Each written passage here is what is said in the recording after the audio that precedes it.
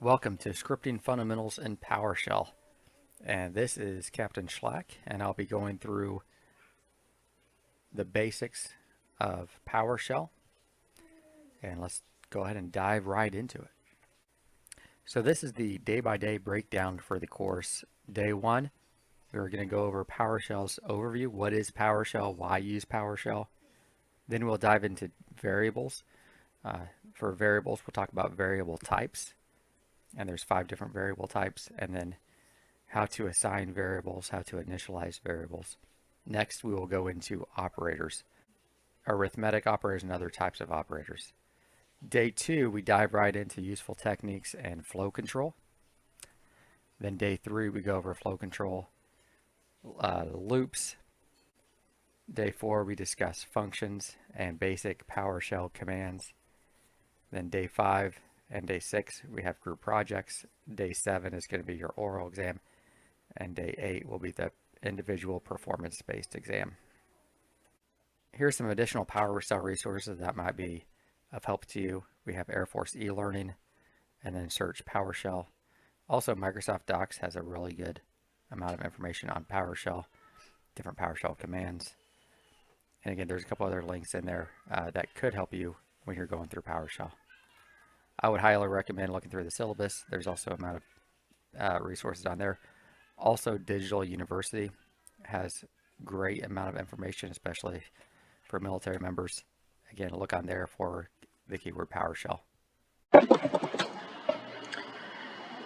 So for the overview of what is PowerShell, why do we use PowerShell, please go ahead and go to this link, this YouTube link right here, and it will kind of go ahead and describe to you what PowerShell is, why we use it. And then after that, we'll go ahead and get back onto what is PowerShell and PowerShell ISE.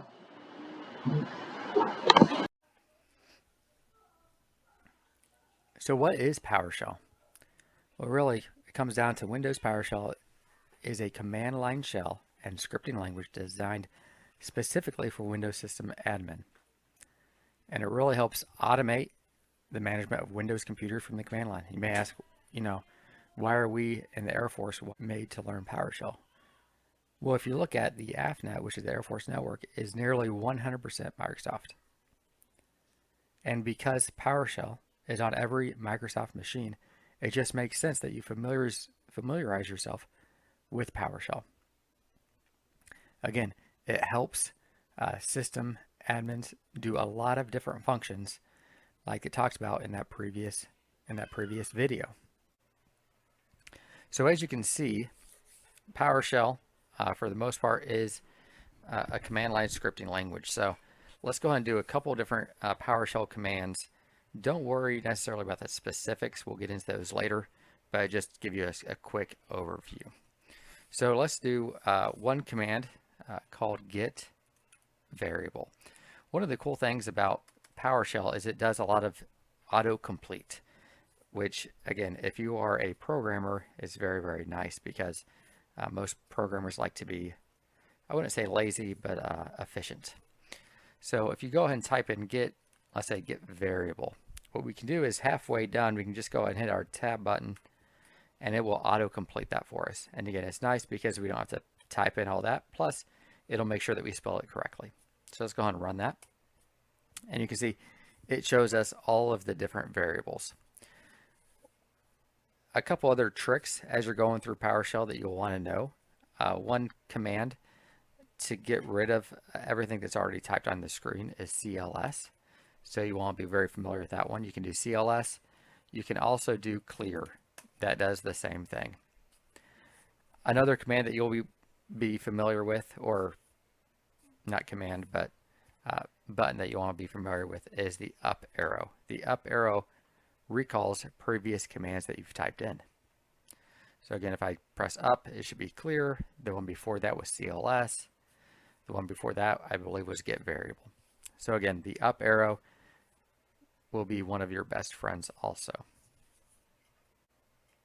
Another command that you'll want to be familiar with is the help command. So as you're going through commands, PowerShell has thousands of different commands. And it's important that you're familiar with the help command. So real quick, just to introduce you, let's go ahead and use a little bit of the help command to kind of show you how to go around and get more help from those commandlets. So one of the key words that you need to know is help. The full command for this is actually get help. And then you can get help on any command that you want. So for me, let's go ahead and just do the one that we talked about, right? Get variable, or better yet, let's do get service. All right, so this will get help on the commandlet get service. So if we go ahead and press enter, it'll run.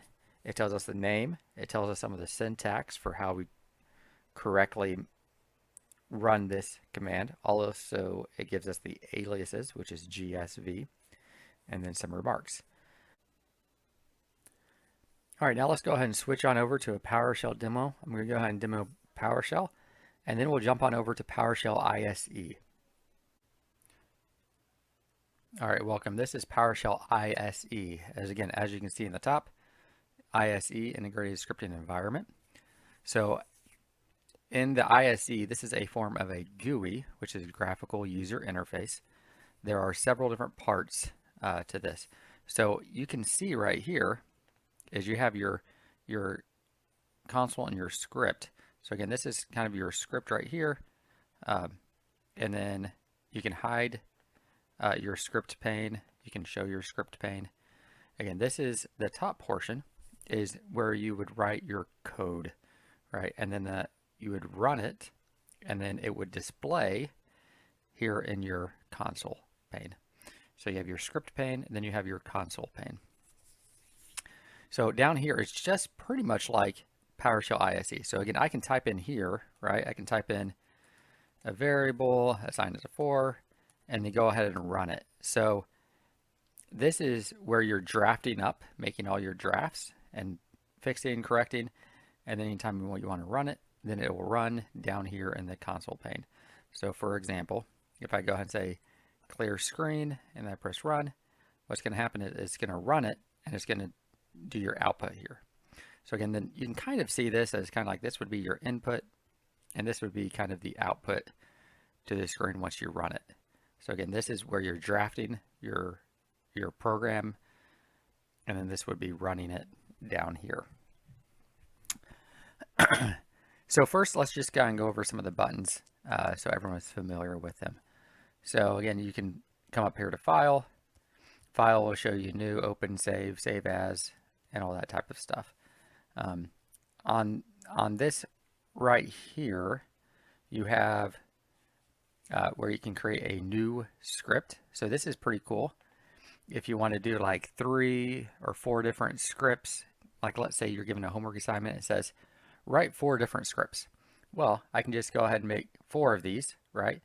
And then I have 4 different scripts that I can work in, and then they're all kind of separated, right? So again, I could do homework assignment number 1 here, and then I could come over here. I could do homework assignment, number 2 here, and so on and so forth. So it's kind of nice to segment the different scripts that you're working on. All right, this allows you to open up a script that's already been saved. Of course, this allows you to save a script. And an important note to here, so again, when you save a script, right, you're just saving what's in this script. So each of these are different scripts. All right, so that's important to know. You have your regular copy and paste, so you can highlight, you can hit the copy button, right, and then you can come down here and you can hit the paste button. And of course, you can cut, copy, and then paste. Here is clear console pane. So again, your console pane is down here. This is your script, this is your console. So if I have, age equals 34, and then I go ahead and say, okay, let's go ahead and split out, show age. All right, it displays the 34. Now, if I want to clear this, there's 2 ways I can do it. I can either come down here, I can type in CLS, right? And that will clear it. All right, or if I want to clear this, I can come up here and I can hit the squeegee and that clears it. So it's the same thing really as typing CLS or clear in the bottom portion. Of course, this is your undo and your redo. Now this is run the script. All right, and you see F5. So for example, let's say I wanted to type my code up here. I said age equals 34, variable x equals 45. Now if I want to run this script, which means it's going to run it line by line, it's going to come up here, it's going to assign 34 to age, it's going to assign 45 to x, and then it's going to print it out down here. So then I'm going to print out age, I'm going to print out x. So the only thing you need to know for this part is this run script. So this play button will run this script and then it'll print out the results to your console. So again, go ahead and hit run. It runs this and then it prints it out, 34 and 45. So again, that button will just play whatever script that you're on. Now again, it's not going to play all 4 of the scripts. It'll just be whatever script is open at the time. Run selection does exactly what you think. So you can highlight a specific portion of your code. It could be one line, it could be whatever. And then you would run that selection. So x equals 45. It ran that specific selection. All right. You can come up here, you can hit clear your console pane, and it will clear that. This stop operation is also good if you get into a infinite loop. You can hit the stop button. Also Control C will also stop it. If you, instead of having it top bottom, you can also have it left and right. So if you like that better, you can also do that. So it just depends on how you like it. Again, you can maximize your script if you like that or not. Again, you can go ahead and show script pane. I usually like having at least where I can see both at one time. Usually what I'll do is, in this case, if I'm writing the code, I'll have most of that showing anyways. But you can always make one bigger or smaller depending on that. So if we come on over here, you can kind of see the commands. So the way we have it is we have all of our commands here, and this is really neat, especially whenever you're getting into PowerShell and you're trying to figure out, what different commands are available.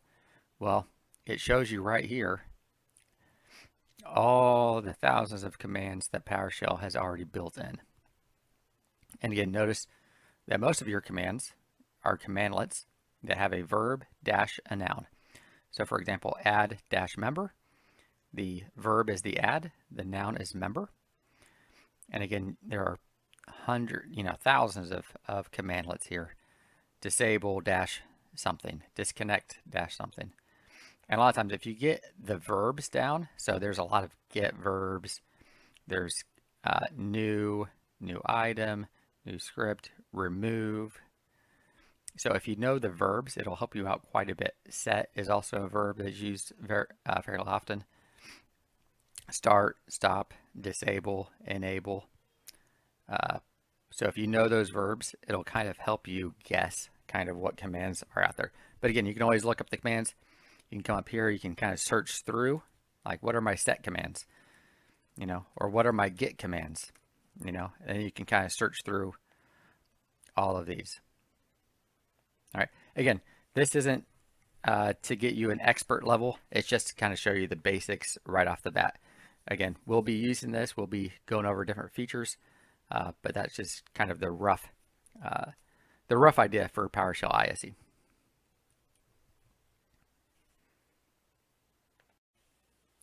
So in summary, we discussed what is PowerShell.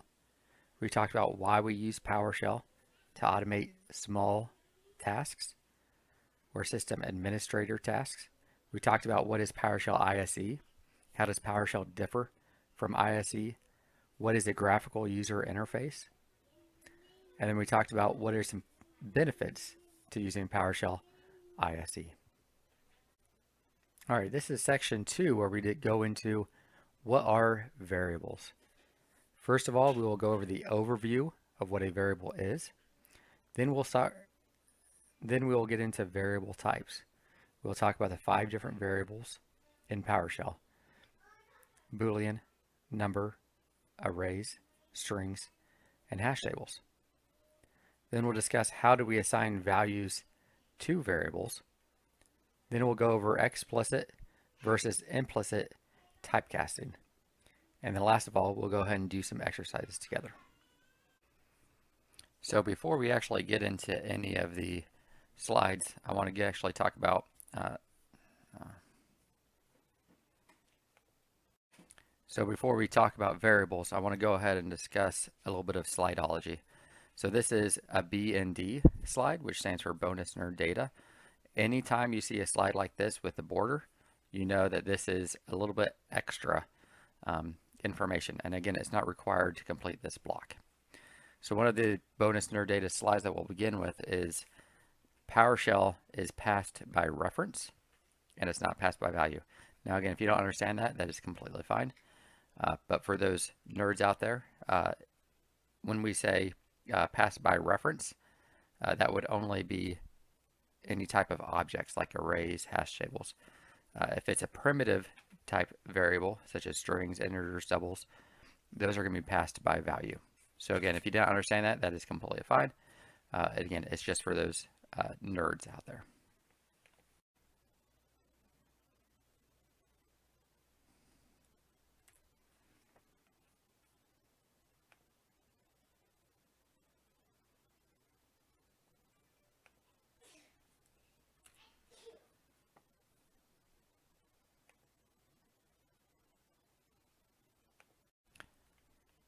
Before we actually dive into variables and variable types, we need to discuss first of all, what is a variable? So in math, since I was a former math teacher, variables are just really a representation of numbers. For programming, it can be more than that. So really, it's just a reference or a container that stores something in it. And again, it can store a number in it, it can store a string in it, it can store a list of things in it, but ultimately when you see a variable, it's just, you can kind of think of it as a container. So it can store values, or also it can include nothing at all, which we'll get into later, but that is called null, $NULL. Again, so a variable is used to store information, and it can be a lot of different types of information.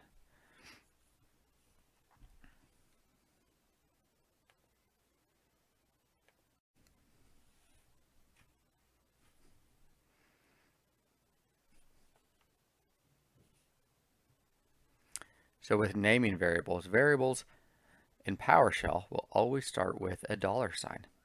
All right, this is a little bit different than other programming languages. But it's very important whenever you're naming variables to choose a name that makes sense and is easy for you, and it should somehow relate to the variable and the information that you're putting into it. So for example, if you're going to have a variable number, it makes sense to actually put a number variable type in it. All right, you don't want to have a variable name and then you put something completely random in it. So whatever the variable is going to hold, you kind of want to make it make sense. All right, so for example, if you have a password that you're going to save into a variable, you could just name it $password. Another important thing to take note in PowerShell is variable names are not case sensitive. That means it doesn't matter if it's uppercase, lowercase, or mixed, it's still going to read it as that same variable. So for example, $score and $score with some uppercase and lowercase, PowerShell will read as the same variable. Another thing we need to mention is the naming convention. So there are different ways to name variables in different programming languages, and in PowerShell there's usually 2 conventions that we talk about. Both are valid.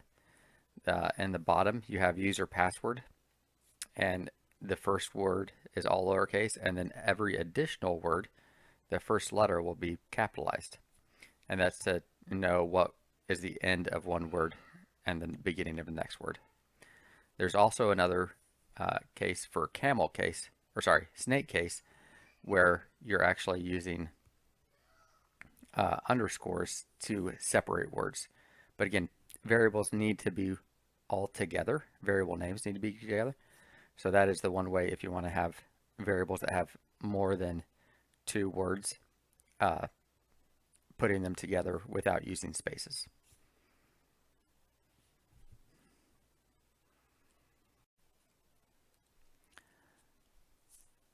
All right, so let's go ahead and discuss how to actually create variables in PowerShell. So like I said before, we always need to use the $sign to create a variable.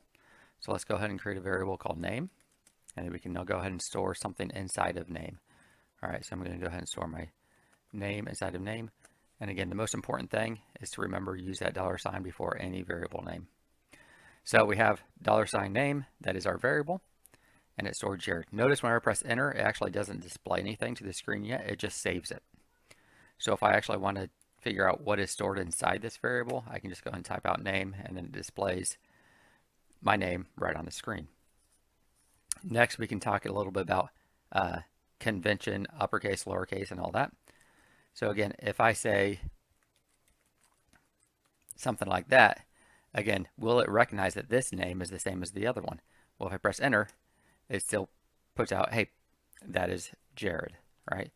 Another thing I can do is if I have everything lowercase and I press tab, notice it'll actually change it to what it originally was stored as, which is lowercase name. But again, it knows the uppercase, lowercase, it is all the same, which is that name. And then last of all, I want to go ahead and show you different naming conventions. So for example, if I want to save something like its first name, I can go ahead and do first name. And again, this is going to be one word, but you can tell that it is the second word I went ahead and capitalized. So I can go ahead and store, let's say Bob in first name. All right, another naming convention is called snake case. And again, you can just use underscores to delineate between words. All right, and that's pretty much it for that slide.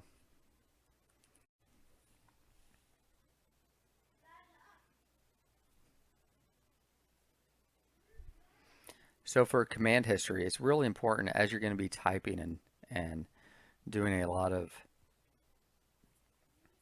either mistakes, that you can go and you can actually look back and say, oh, I made a mistake, I hit the wrong key or whatever. If you want to go back to what you previously typed, you can just hit that up arrow. And again, this will recall several of your last commands that you put in.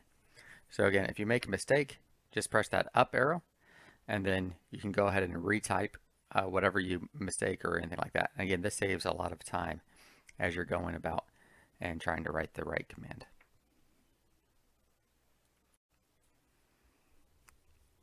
All right, now I want to go into a little bit of the command history and using that up arrow. So let's go ahead and clear our screen. Again, you can do clear, you can do CLS.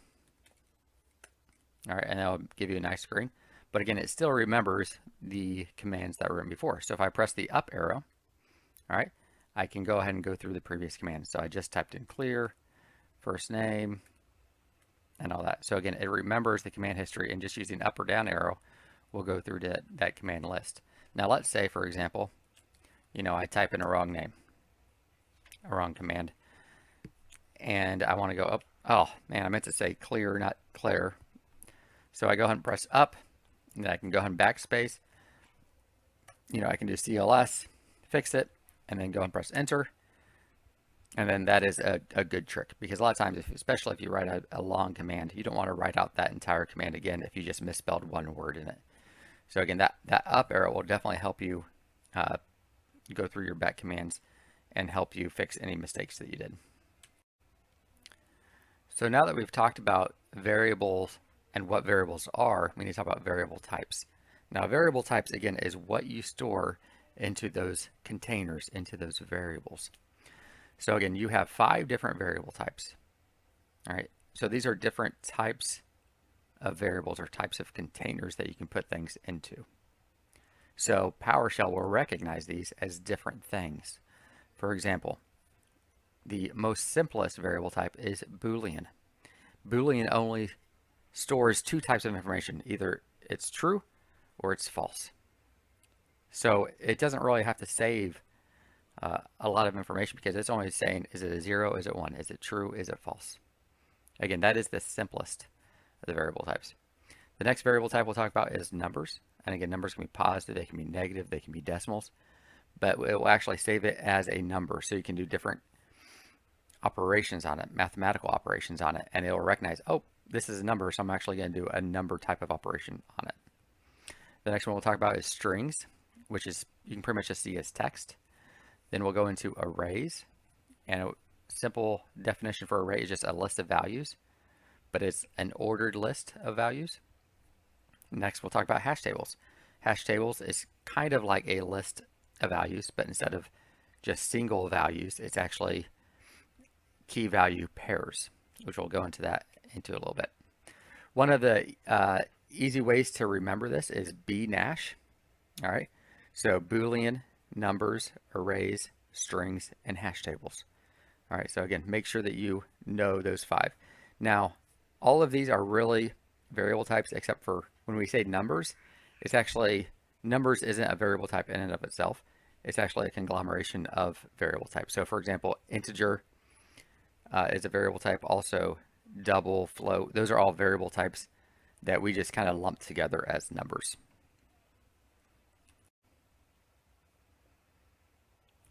So again, before we actually talk about the different variable types, we need to first of all know, okay, how do we even assign something to a variable?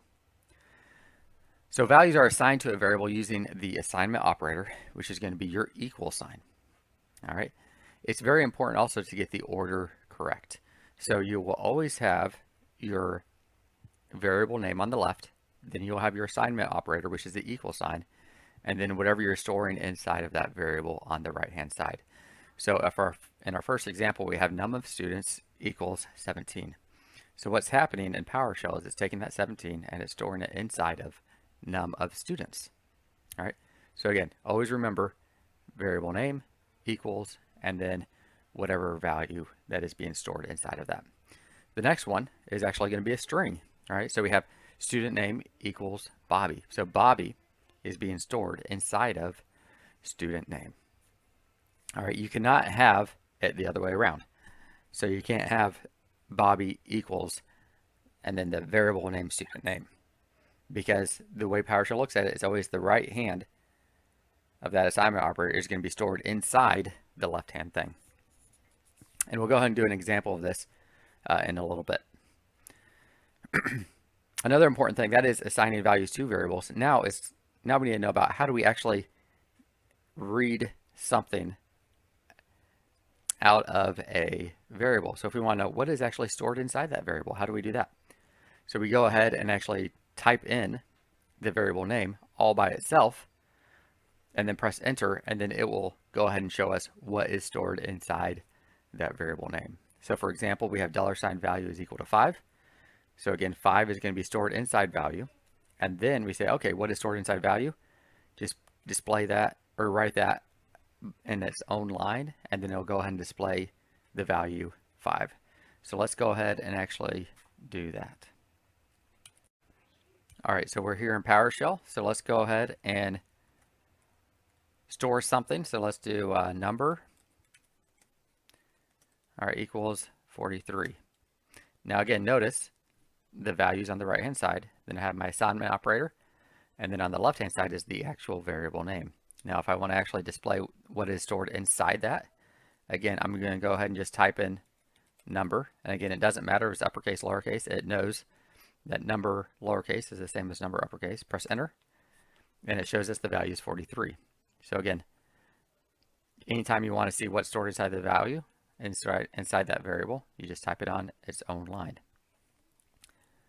Now let's go ahead and try doing it the opposite way, and let's see what happens. All right, so let's say 34 is equal to $num. Now again, notice I flipped it. Notice you'll have this red greater than sign right here. You know, it's over here. Red means you're probably going to get an error if I press enter. All right, which again, I do. And notice it says the assignment expression is not valid. The input to an assignment operator must be an object that is able to accept assignments.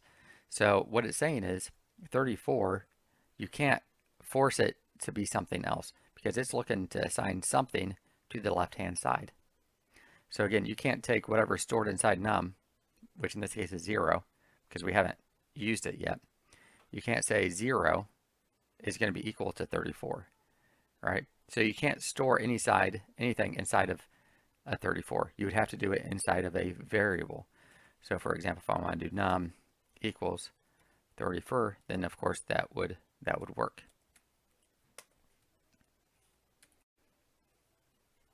All right, so now we're ready to start talking about our first variable type.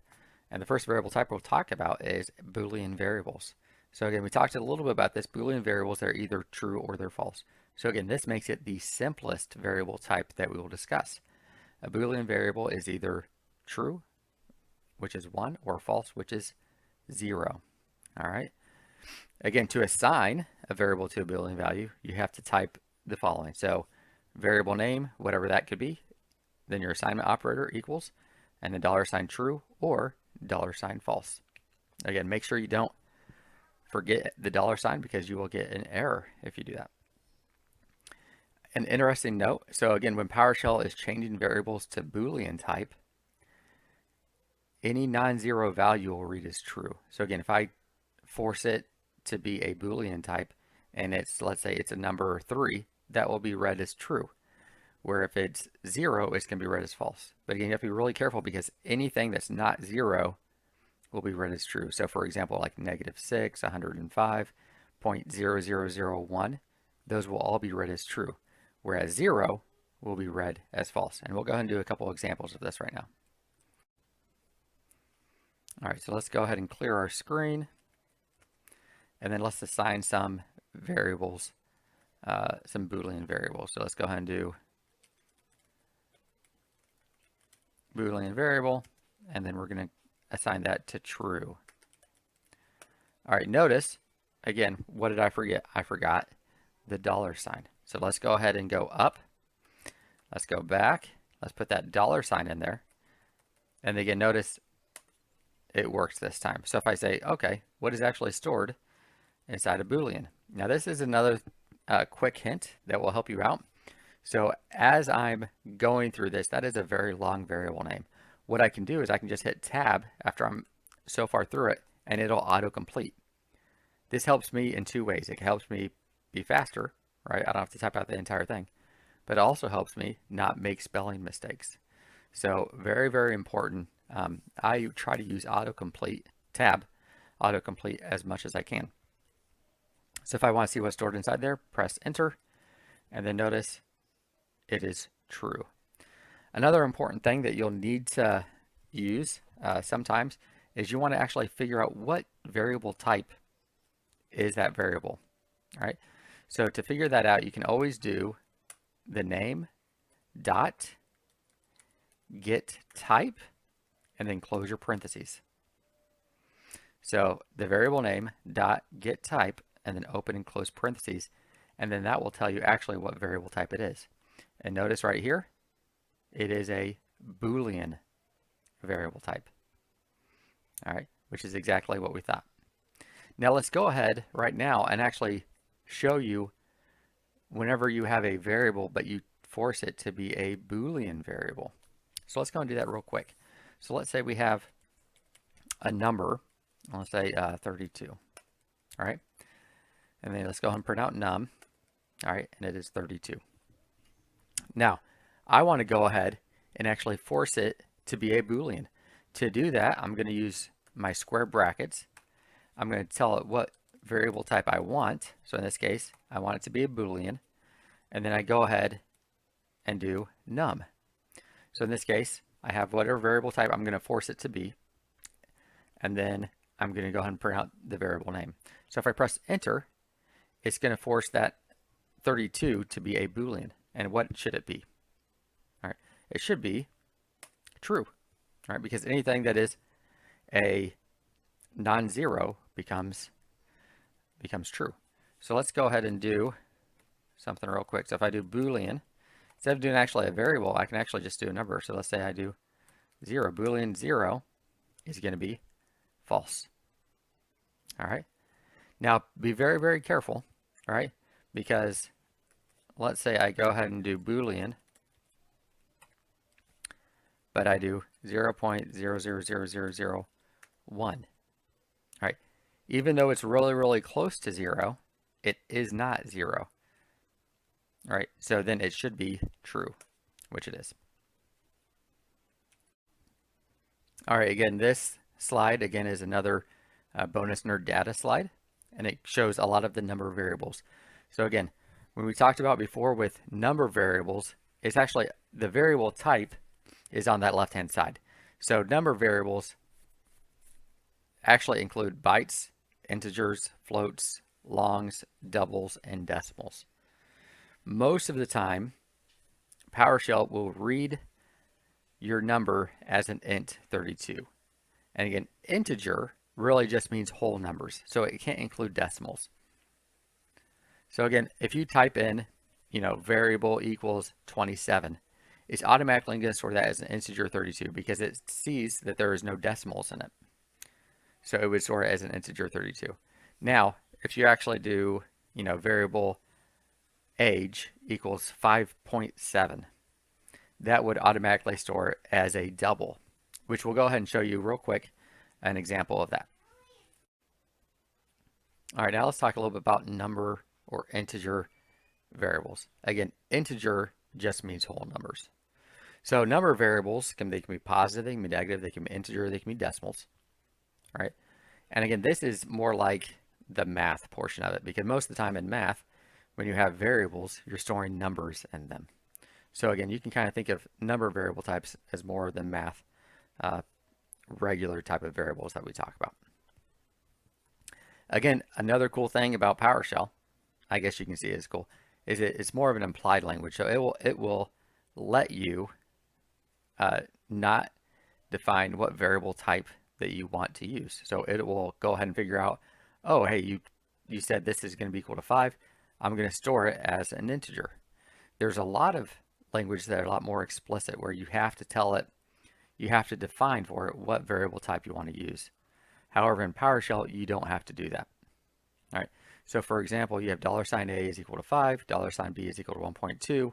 PowerShell will assume that you want to use the variable type an int for the first one because there's no decimals. The second one, it will go ahead and store it as a double because there are decimals. So again, it is a very implied language. So it allows you to go ahead and not define what variable type you want it to be. An important note, whenever you're defining numbers, all right, for variable types, you never want to use quotation marks. Quotation marks are only used for when you're defining strings. So again, it's very important that whenever you do this right here, $A equals 5, $B equals 1.2, that you don't use quotation marks because it knows that this is going to be a sort of number variable type. All right. So let's go ahead and do a couple examples real quick. All right, so let's go ahead and do an example real quick of storing numbers. So let's say we have age equals 45. Now, what variable type do you think PowerShell stored it as? Well, it should be, if I had to guess, right, it should be an integer because there are no decimals in there. And as you can see, it's an int 32. All right, now let's do a decimal type. Let's do 2.3. Now again, this is going to be saved as a double because doubles can actually save decimals. All right. Now, again, a little bit bonus for you. But if we have a very, very long number that is a whole number, it won't be able to save it as an int 32 because int 32 only saves a certain amount of numbers. So it can't, if you go over that allotted amount, it will have to store it as a bigger variable type. So let's go ahead and do that real quick. Let's say we have number is equal to something very large. All right, and let's go ahead and see what this type is. And again, notice, because it's so big, it couldn't save it as an int 32. It actually saved it as a decimal type, which is pretty fascinating. All right, so we're going to go ahead and define a couple different variables. So let's go ahead and do num is equal to 45. Let's do num2 is equal to 12. All right, let's go ahead and add those together, and let's see what happens. So if I do num plus num2, I should get, what is that, 57. And I do get 57. Great. Now, the issue is, if I say, let's say num is equal to 45, right? And then I say num2 is equal to 12. And now I say, let's add those two together. What do you think I'll get? Well, because I use quotation marks, it's not going to see that as an integer variable type. It's going to see it as a string. So when I add two strings together, what do I get? 4,512. That's weird. Let's go ahead and look and see what it is. Oh, 45 and 12. So when it's adding strings together, you'll notice it doesn't treat them as numbers. It treats them as characters. And when you do the addition operator, it actually just pushes them together. So all it does is just take this 45 and it smashes it next to this 12. So that's called concatenation. So when it's just putting them together. So 45, 12. So again, that's why you have to be very careful. If you want a number to actually be a number and PowerShell to understand it as a number, you need to make sure you never use quotation marks. Now, if you want it to be a character or a string, then you can use quotation marks. All right, now we're going to talk a little bit about string variables. String variables, you can kind of think of it just as text, right? It's just a lot of characters, right? And it doesn't, again, like a number wouldn't actually be read as a number. It would be read as just a character. All right, and again, whenever you're doing strings, when you're setting a variable as a string, you always use quotation marks to designate it as a string. So again, some of the following are example strings. Isn't this fun? Hello world. Boom. Again, notice you always have to have that opening quotation mark and that closing quotation mark to define a string. And again, important note, we just talked about this. If you set a number as a string, the computer doesn't know it as a number. It simply sees a character. So again, if we were to do quotation mark 8 plus quotation mark 9 equals, and it would actually print out 89 instead of 17 because it sees it as characters because of the quotation marks and not as a number. So again, go ahead and try this on your own just to prove to yourself that it actually works. All right, so now let's go ahead and store string variables. So again, we talked about strings. We go ahead and you have to use quotation marks. And again, we can do whatever we want. We can do spaces, we can do words. We just need to make sure that it's encapsulated in quotation marks, like so. So again, let's go ahead and print out string. And again, we see the string hello world. Now, just real quick, again, if I do that quotation mark 8 plus quotation mark 9, so string 8 plus string 9, we get 89. Again, we don't get what we'd expect, which is 17. Again, notice this is string variables where these are integer numbers. All right, again, we come to another, here we are at another bonus nerd data slide, and we have this backtick. And you notice it's right above your tab key. And again, that is kind of like the escape character. So for example, if you want to do a new line right here, what you can do is actually just put this backtick in, encapsulate in quotation marks, and that will go ahead and give you a new line. If you want to print out the $ inside of these quotation marks, to actually print out the $, because it's going to think it's some sort of variable, you'd have to do the escape character will actually print out some number. So in this case, you get here some number equals, and it's going to print out whatever is stored inside of number, which is 9. So again, if you actually want to print out this variable name, you would have to do the escape character and then do the $. Again, this is a bonus nerd data, so this side won't actually be evaluated on a test, but it's good knowledge to have. So let's go ahead and actually show an example of that backtick. So let's say I want to write out two different lines. So I can go ahead and print out hello world, right? And that will just say hello world in one line. But let's say I wanted hello and world on different lines. So I could go ahead and do hello, and then I could do my backtick in, right? And then type in world. And notice it'll have hello, and then this will do a new line, and then space world. So hello space world. Now if I want to actually print out like a variable, so let's go ahead and do num equals 5.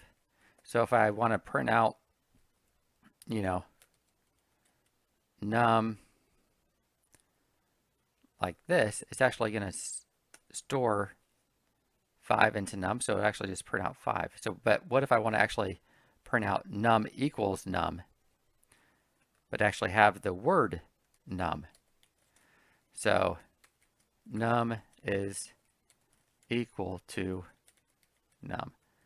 Now again, if I just do it like this, it'll say 5 is equal to 5, which isn't what I want. I want actually the word num is equal to, and then have 5 here. So I can go and press up arrow, and I can use my backtick, and then this will actually print out the word $num is equal to 5. So again, this allows me to actually print out that variable name by using that backtick mark, and it actually won't substitute that 5 in for num. So now we're going to talk about entering multiple variables. Now this, again, it doesn't matter which way you do it, as long as whatever way you do it is what you like. So entering variables one at a time is usually how I prefer it. So I prefer doing each variable one at a time on its own line.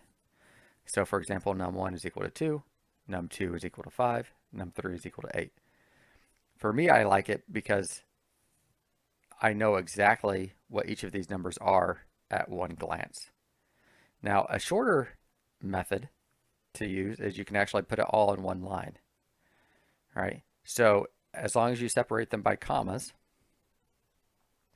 num1 is going to be 2, num2 is going to be 5, num3 is going to be 8. This does the same thing, right? And this is all in one line, and this is in 3 lines.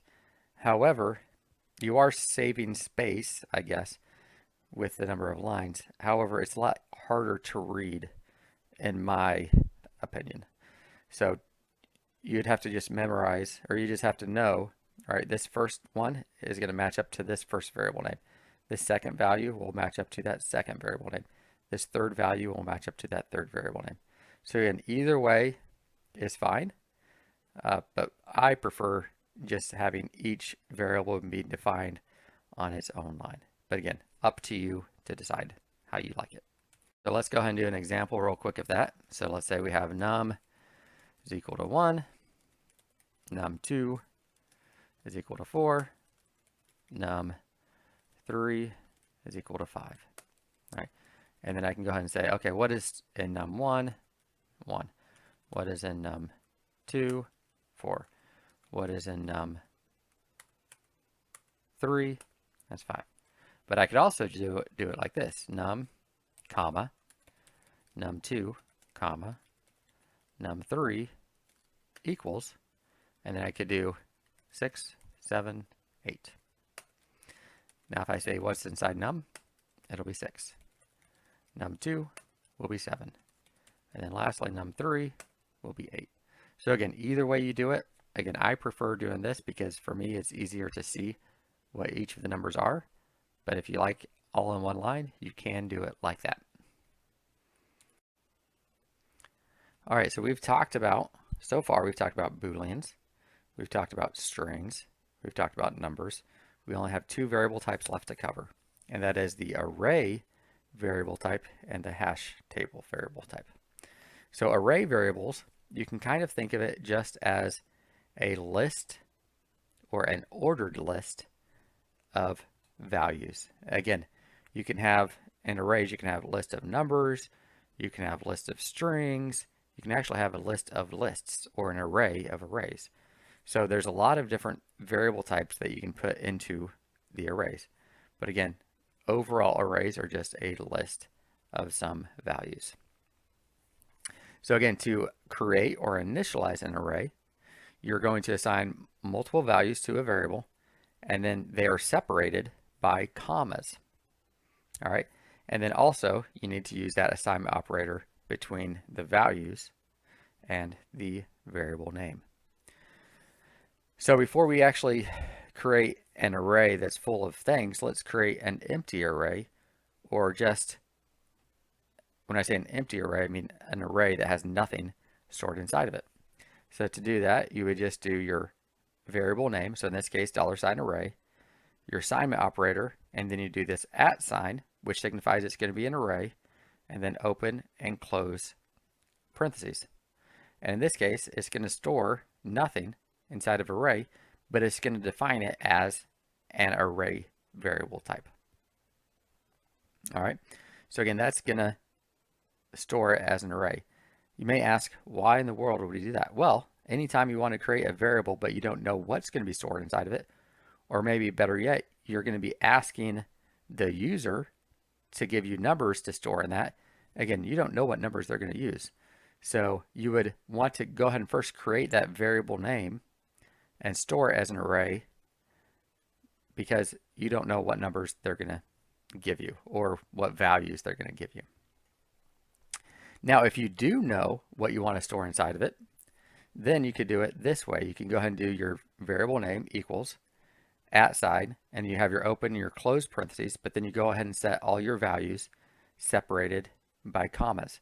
So this will be an array of 7 items, integer type of 22, 5, 10, 8, 12, 9, and 80. The next example is an array, but this is an array of 3 strings. All right, so Larry, Curly, and Mo, again, are strings because they have these quotation marks on them. All right, these is an array of 7 integer types because these, again, are numbers. They're whole numbers. So let's go ahead and do a couple examples of assigning array variables. All right, so now let's go ahead and assign some array variables. So let's go ahead and save it. We can just save it as an array. And then if we're going to do an empty array, I'm going to go ahead and do that @ sign, then open and close parentheses. So this is just going to be an empty array. So if I say, okay, what is the type? Notice it's an object and it is an array. All right. So again, this will save it as an array. So let's say we want to actually store some numbers inside of our array. So let's go ahead and do that. Array equals, and we go and do @ open and close, and we go inside, and let's say we want to do numbers 1, 2, and 3. All right, so now it's saved those numbers inside of array as an array variable type. So let's go ahead and see what's stored in here, and it should be 1, 2, and 3. An important thing to notice, anytime you display an array, it should display each item on its own new line. So when you do 1, 2, and 3, I know that it's an array because each item is on its own line. All right, so that's an important thing to understand. Now let's go ahead and do some strings. So let's do array 2, and let's go ahead and do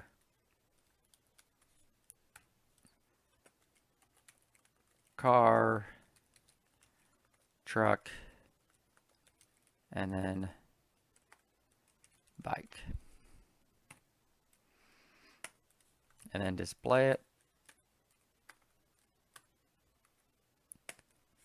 And we have car, truck, and bike. And again, notice they're on their own lines. So this would be an array of 3 strings. This would be an array of 3 different integers. All right, so an array of 3 numbers, an array of 3 strings. Now you may ask yourself, there are some programming languages that don't allow you to actually mix between numbers and strings. So for example, if we have an array 3, my question to you is, can I have different variable types within the same array? So let's give it a shot. So let's just go and do @ sign. And let's try to mix it up. Let's try to do 1, 34, truck, 36, and car. Notice my truck here is yellow, right? And I'm getting this red thing right here. Again, we talked about this earlier. That means I'm going to get an error. So if I press enter, notice it gives me this big error, right? And a lot of times it'll kind of underline where it thinks that error is at. So it's right after this 34. So right here where this turns yellow. All right. And it said unexpected token truck, an expression or statement. So again, it's kind of showing, hey, this is unexpected. And the reason why is because it should be a string, right? But again, we didn't define it as a string. We needed to use the quotation marks. So let's go ahead and press up. And then let's go ahead and go back. And then let's make sure we have our quotation marks in there for truck and for car. And again, notice for my numbers, I don't need to do anything. All right, so let's go ahead and display array 3. All right, and notice, again, it worked. It allowed us to store 2 different variable types in this array. We were able to do numbers and we were able to do 2 strings.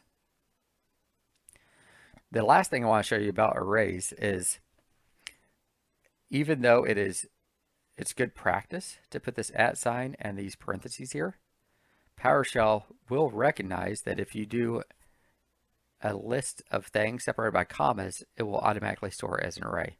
So I always recommend to do this @ sign and parentheses when you're defining arrays, but PowerShell will recognize that it is an array even without that. So for example, let's say I have array 4, and I go ahead and do, let's say 34, 65, hello, 43. It will recognize that as an array.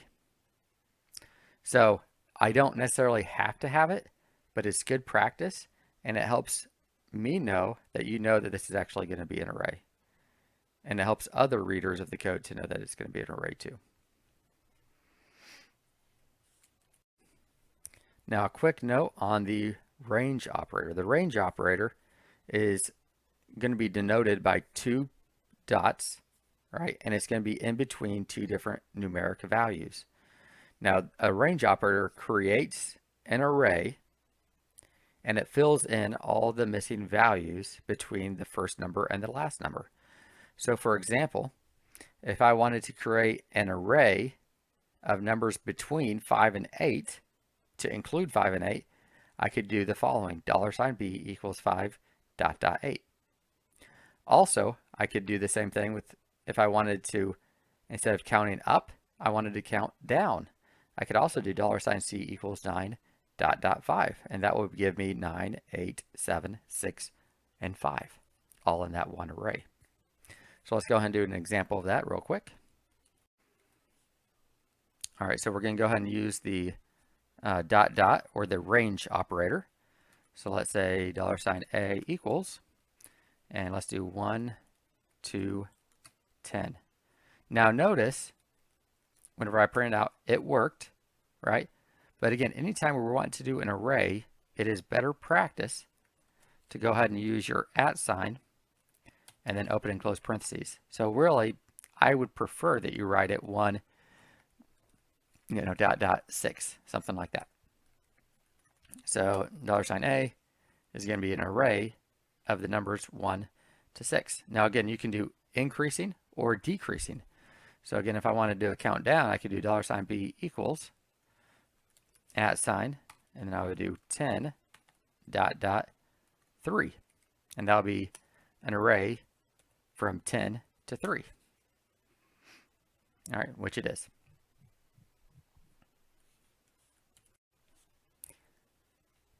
Now we've mentioned this before, but I want to talk real quickly again about explicit versus implicit typecasting. Now, explicit typecasting is when you, the programmer, are going to explicitly tell PowerShell what variable type you want to use whenever you're actually initializing or defining that variable. So for example, if I wanted to force PowerShell to store this variable 3 as an integer type, I would go ahead and use these square brackets, type in int, and then $variable equals 3. Now this will force this 3 to be an integer variable type. Notice, right, that PowerShell would have automatically done this, even implicitly, which is when you let PowerShell do it. But this is explicitly telling it, hey, store this, because you're using that assignment operator, store this explicitly as an integer. So in this case, we have string equals 3. Now this case right here is implicit because we're not telling it what to store it as. So PowerShell will implicitly store this as a string because it's using the quotation marks. Again, this would be implicit typecasting. However, what we could do is we could explicitly change this string to be an integer by forcing variable string to be an integer. So we explicitly tell it, hey, take this, and then go ahead and force it to be an int. Again, we can also cast other variables. We're using int. We could also do Boolean. We could do string. You could also force it to be an array by doing array. All right. So again, you can force it or explicitly tell it, I want it to be this type or this type or this type. Now that is explicit. So anytime you're explicitly telling it to do something, you have to use those square brackets. Now for implicit typecasting, this allows PowerShell to assign whatever variable it wants. So most of the time, I allow PowerShell to do that because that's just more typing that I don't really want to do. I know what PowerShell is gonna do, so I allow it to assign it. For example, right here, I'm not gonna say string in square brackets $string equals 3 because I already know it's gonna force it to be a string because I'm using quotation marks, right? And again, variable equals 3. I'm not gonna force it to be an int because I know that this 3 will be a variable because of how PowerShell works. But if you want to force it, then you'd have to use explicit typecasting. Whereas if you wanted to allow PowerShell to assign whatever variable it wants, then that would be implicit typecasting. So there is an example. Almost always I do implicit typecasting unless I know PowerShell is going to mess it up. So for example, if I'm using the read host function, which you don't really need to understand right now, but the read host function is asking, right, the user for some user input. So it's asking the user, in this case, please enter a number. And it's going to store whatever that user types into this variable called number. However, this string sorry, this command read host will always store the variable as a string variable type. So even if the user inputs 5, the read host command always stores it as a string variable type, even when you may want it to be a number. So we'll go into, I'll show you exactly how we can actually fix that when you're using the read host command in the next example. All right, so let's go ahead and talk a little bit about explicit versus implicit typecasting. So let's say I want to go ahead and do a number, all right? So num is equal to 34, all right? Now again, I didn't have to force it to be an integer type, right? Because I knew automatically it's going to store it as an integer type. However, I could, if I wanted to, I could say, okay, int num is equal to 23. Now it forces num to be an int 32 type. The only issue is when you do this is once you explicitly say int num equals 23, it hard codes this variable as an integer variable type. So if I try to overwrite this variable num with a different variable type, it's going to give me an error. It's going to show me an error. So if I go ahead and say $num, let's say is equal to hello, right? This is a string, and this is already hard coded because we explicitly told it to be an int. That's going to give me an error. So in this case, it says cannot convert value hello to type system int 32. So anytime I would want to actually change the variable type, I would actually have to explicitly say again, all right, this is going to be a string now.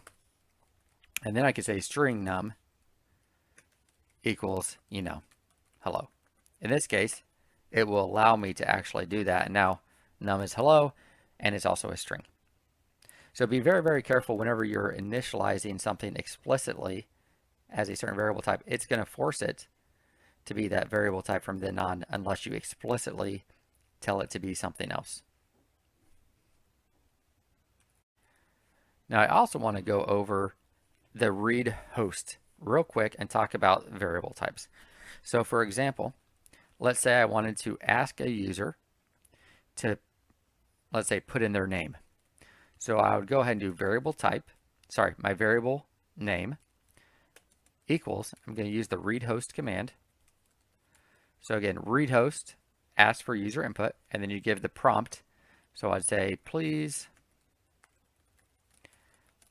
enter your name. So what's going to happen is when I press enter, it'll say, please enter your name, and then it'll allow you to type in whatever you want, and then whatever you type in is going to be stored into this variable name. So if I press enter, I can type in, let's say, Jared. All right. Now if I say, okay, what's stored inside of name? It is whatever the user typed in this case, Jared.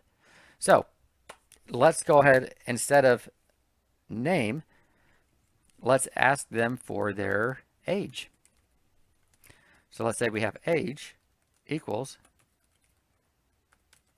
read host, please enter your age.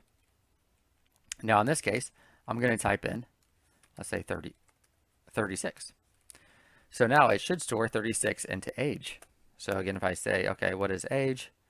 Good, it typed in 36. Now, you would think, right, that because I typed in numbers, the age should also be some sort of integer, some sort of number variable type.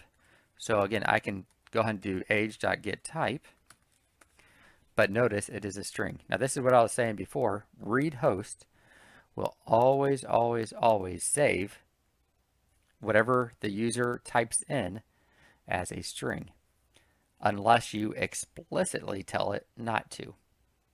So again, the only way to force it to be an integer is to make it explicitly tell PowerShell to store it as an integer. So what we can do is when we're assigning it, we can actually go ahead and do our open and close square brackets.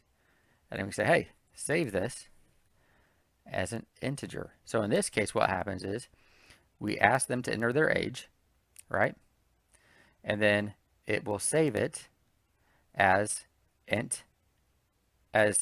age, but an integer. So let's go ahead and run this just to make sure it works. So we're going to enter our age, let's say 78. And then let's go ahead and say, okay, is age 78? Yes, it is. And then let's do .get type, press enter, and there we go. It is an integer. All right, now lastly, we're going to talk about hash tables.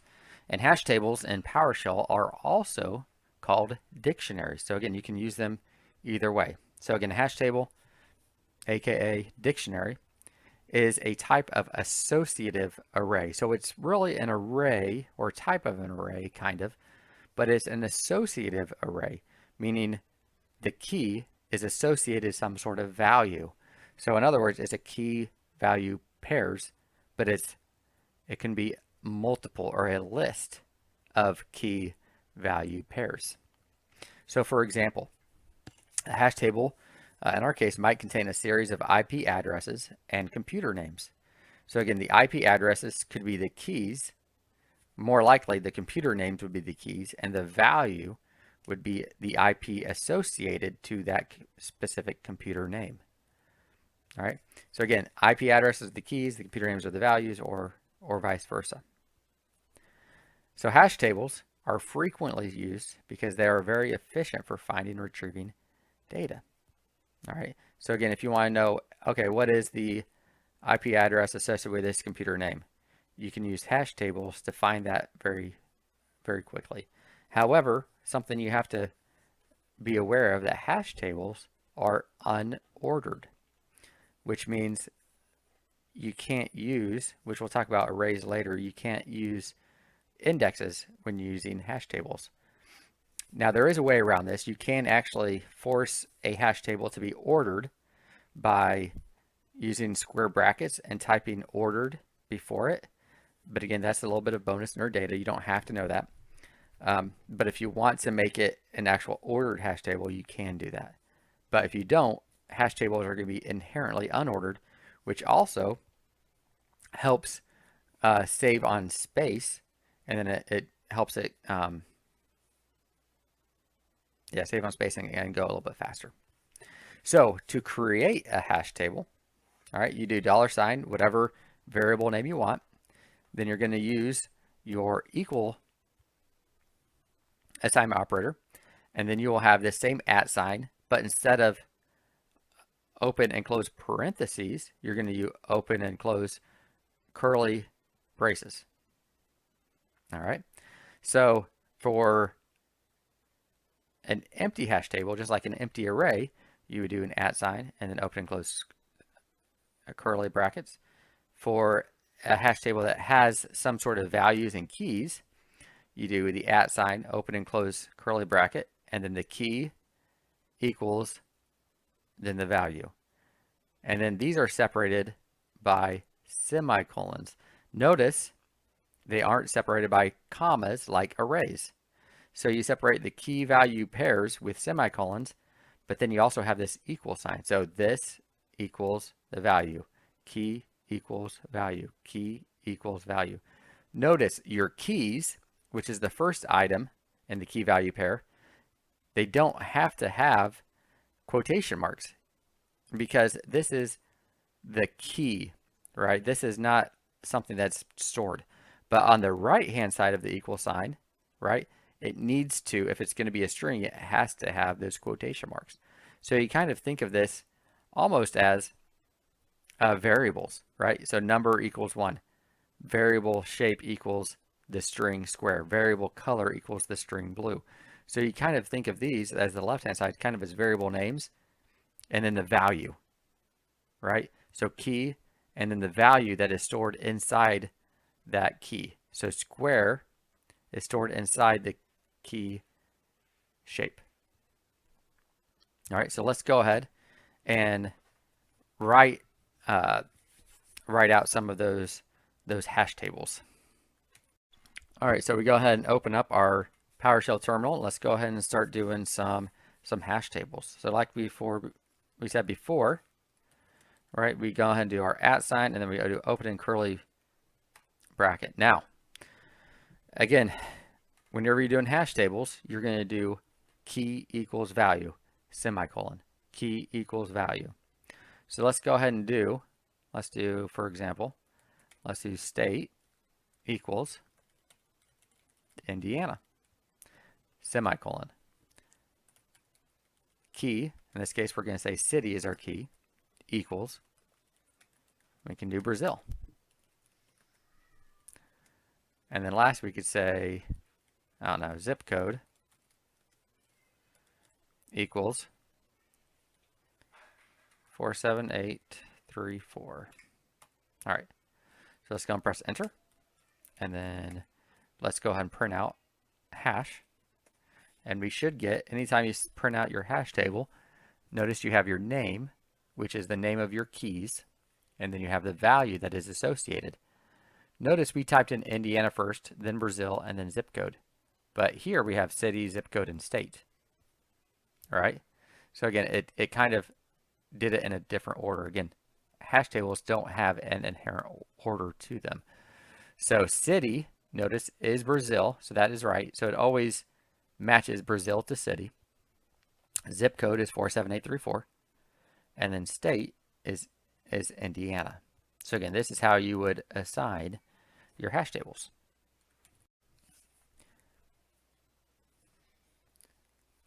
All right, and lastly, I want to talk about hash table operations. So these are different cool operations that you can do on hash tables.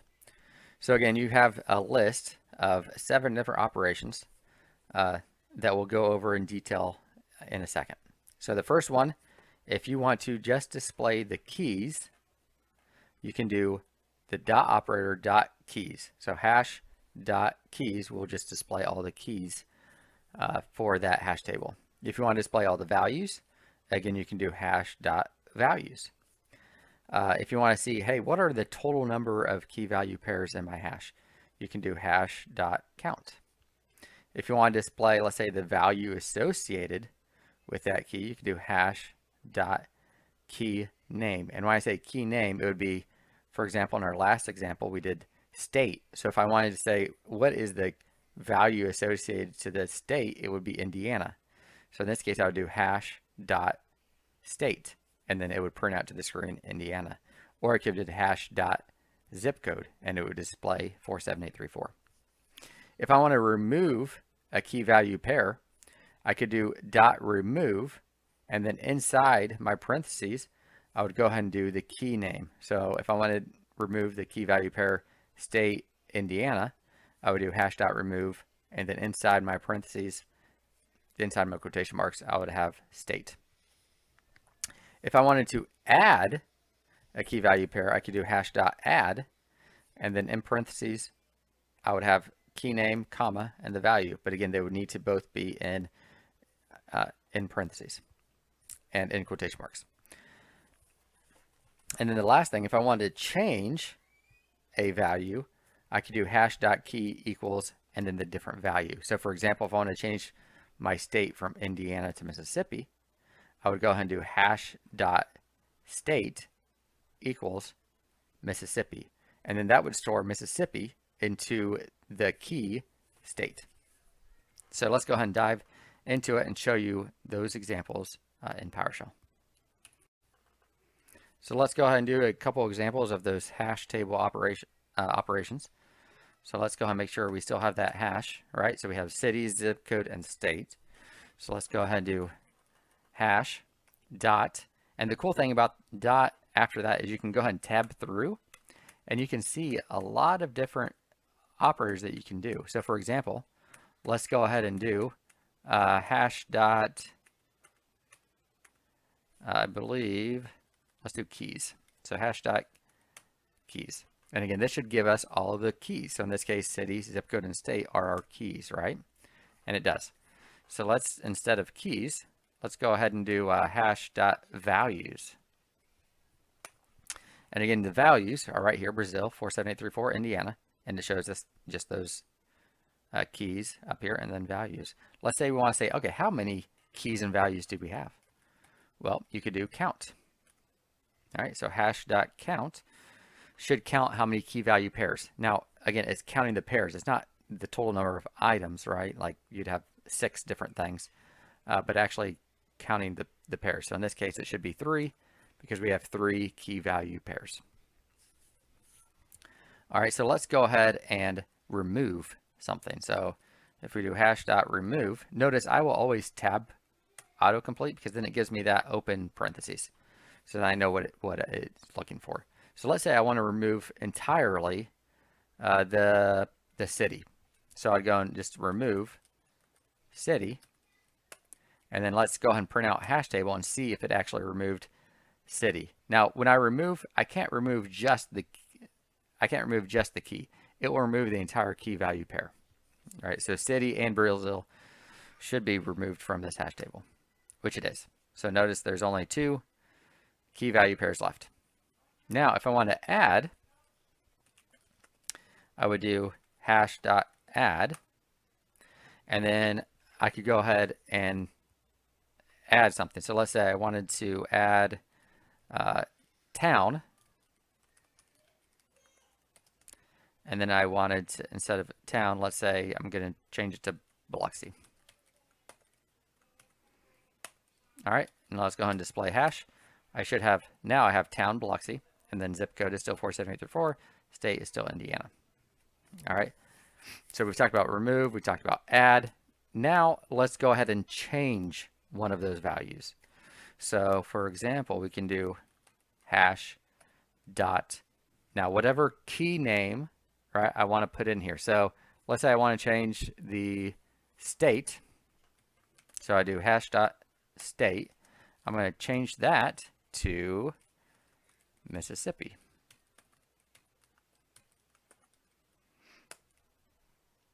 All right, so let's go ahead and print out hash.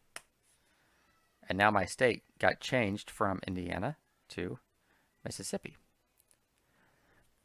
Now, instead of doing this add this way, what I like to do, it's a little bit quicker and it makes more sense to me, is if I want to add a key value pair, is I'll just go ahead and do the dot operator, and I'll just go ahead and give whatever key name here. So instead of changing something, like I changed state to Indiana, or to Mississippi from Indiana, but if I want to add something, let's say I want to add country to this list, and then USA is the value associated to country, I could actually just type in hash.country and set that equal to USA. So what happens is it'll look for this key country, and if it doesn't see it in here, it'll actually just add it to the list, and then it'll associate USA to country. So if I can press enter, now I do hash, it should have a new key, country, and USA is the value that's associated to country. And here we go, country, USA, town, Biloxi, zip code 47834, state, Mississippi. And that is it for hash tables. All right, here are a list of exercises that I would definitely want you to do. So if you want to, you can go ahead and pause this video real quick and go ahead and get your answers for these exercises, and then unpause it, and then we'll go ahead and go over what the answers to these questions would be. So go ahead and pause it now. All right, now let's go ahead and go over the answers. So the first one, what is the difference between x equals 7 and x equals 7 in quotation marks? Well, you should know x equals 7 without quotation marks. The first one, right, so this one right here is going to be an integer variable type. The second one is going to be a string. And again, notice the reason why is because you have these quotation marks. All right, so this is going to be a number. This is going to be a string. The next one, it says create 2 variables, x equals 3 and y equals 4, and add them together. All right, so, and then it says, then change the order and see what happens. Well, in this case, when we add the 3 first and the 4 second, what happens is it forces this 4 to be this variable type because it can't add things that are different variable types. So the first one is because it is an integer, it'll force the second one to be an integer too. And what happens is if you add this one to this, you should get 7. All right. But if you flip the order and you say y plus x, it's going to force this second one to be a string because you did the y first. So then it'll say string 4 plus string 3. Well, that's going to force it to be 43. So if you do x plus y, you're going to get 7. If you do y plus x, you're going to get 43 because it automatically will force that second variable, whatever it is, to the variable type of the first. The third example, we have assigned the numbers 7, 8, and 9 to one array with the name of your choice using the range operator. In this case, it's pretty easy. You could do $array equals @ open parentheses 7 ... 9 close parentheses. The next one, what is the difference between x equals 1, 2, 3 and x equals 1, 2, 3 and x equals 1, 2, 3? Well, at first glance, it's like, well, they're all the same, right? It's just 1, 2, 3, 1, 2, 3, 1, 2, 3. But you have to realize what variable type is it saving it as. So this first one, because it is separated by commas, we know this is going to store as an array. And each different item in that array is going to be a number because there's no quotation marks. So this would be an array of 3 different numbers or 3 different integers. The second one, notice it has quotation marks around the entire item. That means whatever's inside of these quotation marks is going to be a string, which means this variable is going to be just a string. And these are just characters, right? 1, 2, 3 are just characters. So it's just a string, 1, 2, 1, 2, 3. So this would just be like a string like hello world or whatever. Notice the comma doesn't make it an array in this case because the quotation marks are forcing whatever's inside of it to be just one string. The last one, notice your quotation marks are going to force the 1 to be a string. It's going to force the 2 to be a string. It's going to force the 3 to be a string. But notice you have these commas that are outside of the quotation marks. Now, because the commas are outside of the quotation marks, right? The 1 is inside the quotation marks, but the commas are outside of it. It's going to force this to be an array or a list. So in this case, this is going to be an array of 3 strings. So overall, the variable x is an array, but each item is a string. So it's similar to this one, except they're both arrays, but this is an array of numbers or integers, and this is an array of strings. This one is not an array. This one is just one string, 1, 2, 3. The next example, we have assign 5 to variable a, and then close your PowerShell window. And then it says open a new one and see if $a exists. Now, if you went ahead and did this and opened up a new PowerShell window, notice that a is no longer 5. A doesn't exist in the new one. And that is because every time you open up a new PowerShell window after closing it, all right, it's a new session. And new sessions don't save old variables from past sessions.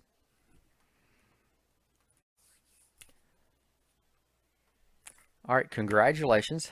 We have just finished our first big section on variables. All right, so in this section, we discussed what is a variable. And again, a variable is just a container that stores some sort of value or values.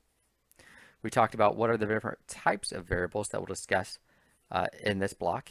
And again, there were 5. We talked about bnash, which is Boolean, number, array, string, hash table.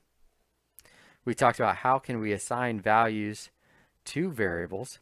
And again, we're using that assignment operator, which is the equal sign. And again, anytime we're using variables, we always want to use that $ in front of the variable name. And assigning values, we always have the variable name equals and the value. And then lastly, we talked about explicit versus implicit typecasting. So explicit typecasting is when you force PowerShell and you tell PowerShell, right, what variable type you want to use. Whereas implicit typecasting is you're allowing PowerShell to choose whatever variable type it thinks it should be using. And that is it for this section. I hope you understand it. Again, there are going to be homework assigned to this section, so make sure you do that and then be ready for some evaluation tomorrow in class.